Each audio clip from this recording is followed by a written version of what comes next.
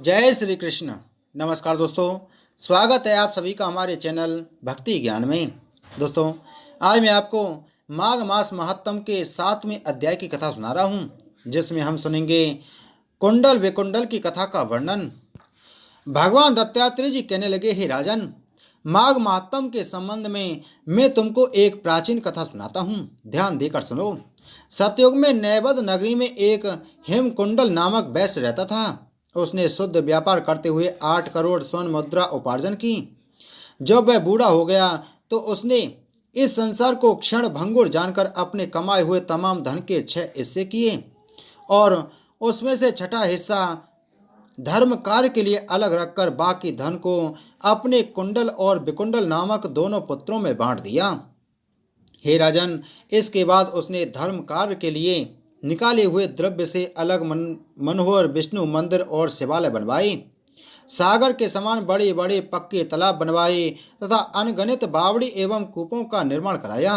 नगर के बाहर सबसे अच्छी कई एक प्याऊ लगवाई और धर्मशालाएं बनवाई तथा भूखे भिखारियों के लिए क्षेत्र और रोगियों के लिए बड़े बड़े औषधालय बनवाए। इस प्रकार उस धर्मात्मा हेमकुंडल ने पुण्य कर्मों में अपने धन के तमाम छठे हिस्से को लगाकर जंगल की राह ली। वहां जाकर विष्णु भक्ति में मन लगाकर योगाभ्यास द्वारा शरीर को छोड़ने के बाद स्वर्ग की राह ली। इस प्रकार धर्मात्मा हेमकुंडल वैसे तो स्वर्ग को चला गया। उधर दोनों बेटे रूप और धन संपन्न होने के कारण निंदनीय आचरणों में लिप्त हो गए।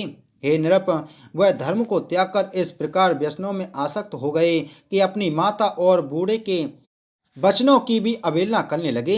अपने पिता के मित्रों का निषेध करते थे, दुष्टों के संग में रात दिन रहकर मदपान और जुआबाजी में लगे रहते हुए स्त्री गमन किया करते थे और सैकड़ों वेश्याओं को साथ लेकर नृत्य संगीत में मस्त रहा करते थे और वह मांस मदिरा भी भक्षण किया करते थे।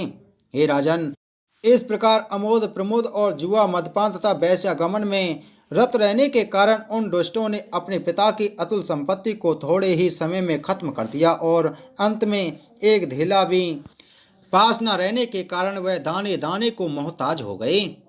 जब उनके पास पैसा न रहा तो उनके संबंधी और मित्र सेवक सभी उनसे अलग हो गए और उनसे बात करना भी पाप समझा जाने लगा। ये राजन, धन न रहने के कारण अंत में उन्होंने चोरी करना शुरू कर दिया, इसलिए सारी नगरी में उनकी और अधिक निंदा होने लगी। इससे राजा और अन्य लोगों के भय से वह नगर को छोड़कर वन में जा बसे। वहां पर पशु पक्षियों का शिकार करते हुए व्याधों के साथ रहकर पाप कर्मों में युक्त जीवन व्यतीत करने लगे।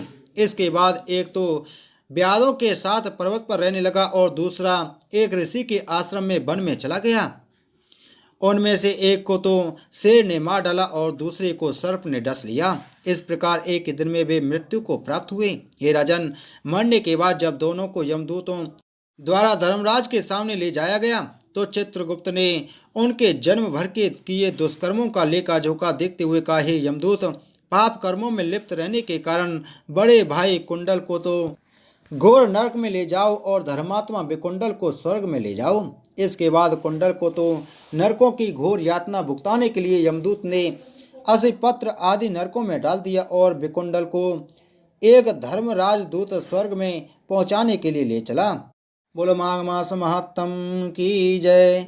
बोलो विष्णु भगवान की जय।